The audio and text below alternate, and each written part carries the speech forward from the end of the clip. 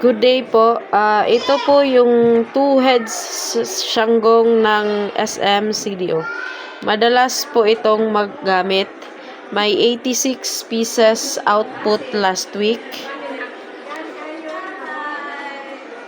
Ito po yung monitor screen. Ito naman po yung needle bar.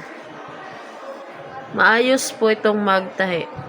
Dito naman po yung bobbin rewinder, tools, EVR,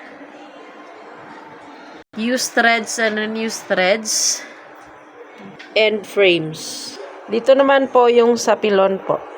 Ito naman po yung inventory checklist and maintenance report po. Sa file management, ang storage capacity ng file namin ay 792. Nakapag-delete po ako ng wala po last week. Thank you. Yun lang po.